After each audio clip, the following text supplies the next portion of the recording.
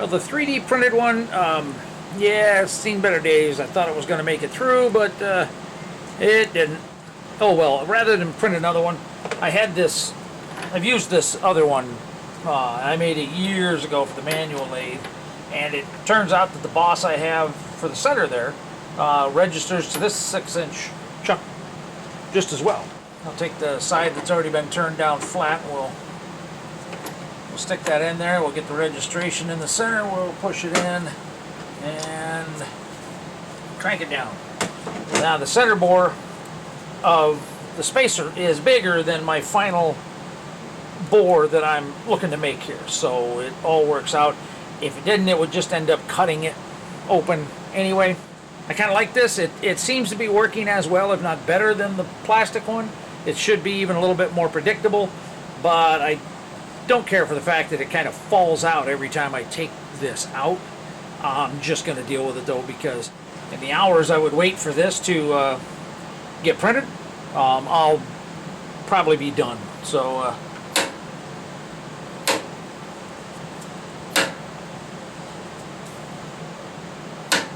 yeah, fondling Randy Richards' knockers. He's got two. I only have one of them. But there we go. Let's see here. Can you see the rest of it? Hard to see his logo there, but it's Randy Richards in the shop. And his knocker logo.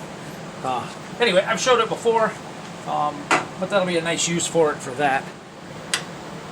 See, that'll rotate in there at this point, but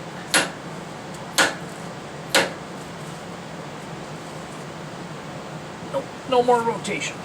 I think when I shot earlier, if I include that footage, I had my Char's shield, chip shield, here.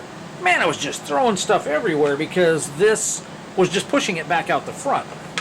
Well, now that I have a spacer with a bore in it, the air comes in and blows it all out, so I've got it mounted there so that it doesn't just blow all the way to the door. I don't run any coolant on the face. It's just a pain in the butt to switch these back and forth. I just turn this coolant on for the boring bar, and then I just let it run. That way I can turn around and walk away, and it's roughly 2.5 minutes.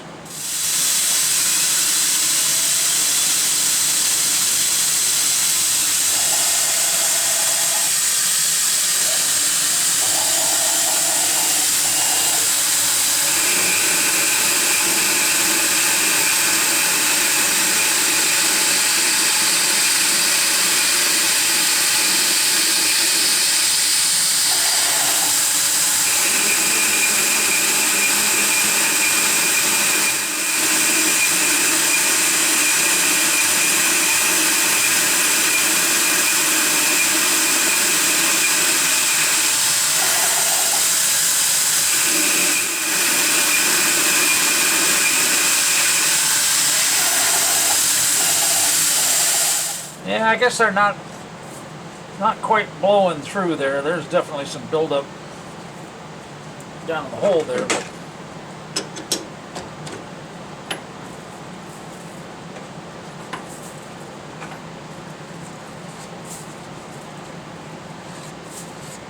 yeah, quite a bit. There's the burr on the back side. Not bad on the front.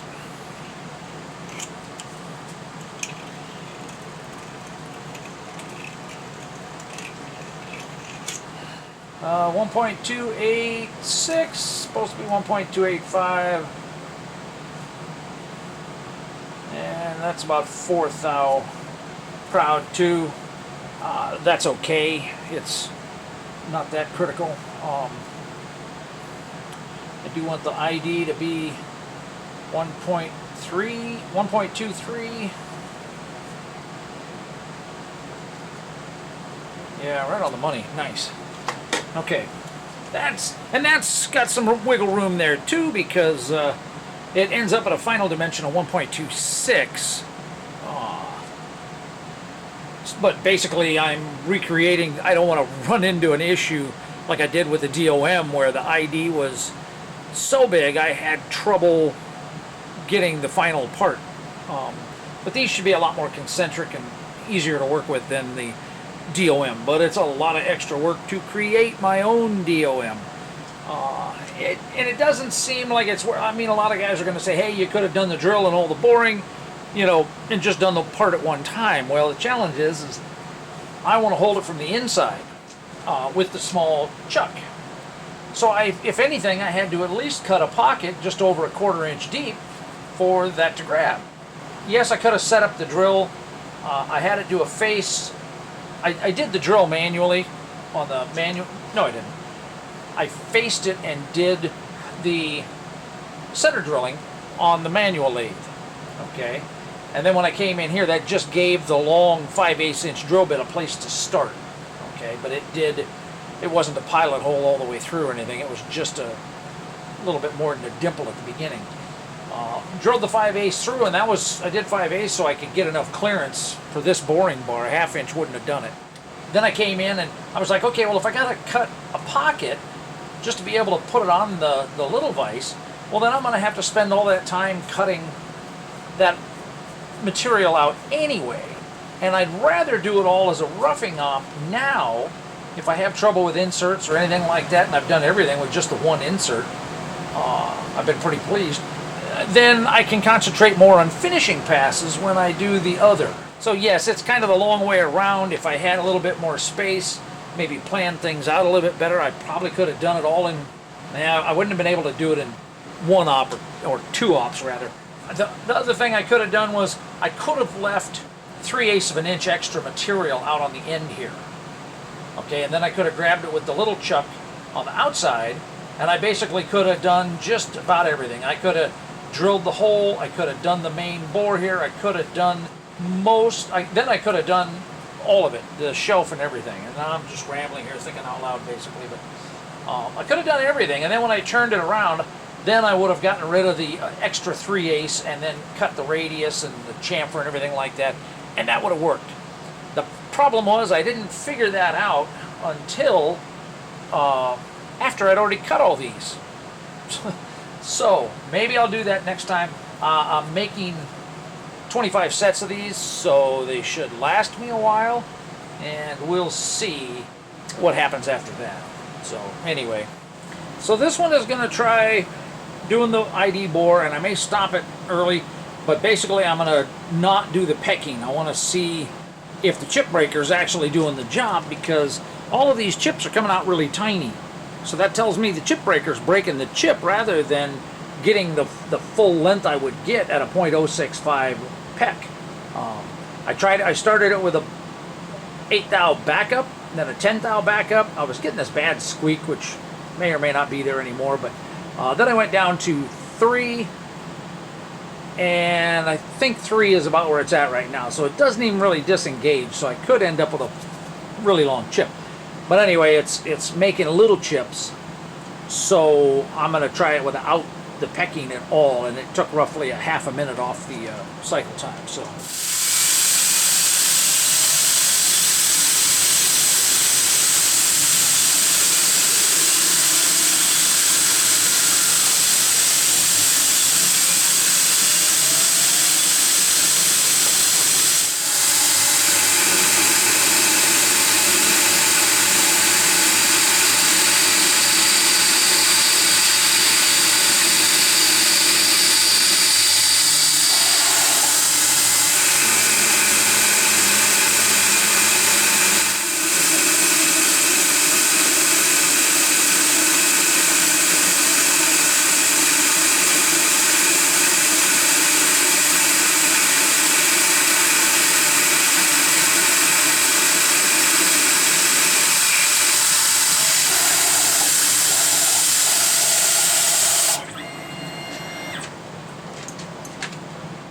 yeah, those are definitely some dark chips.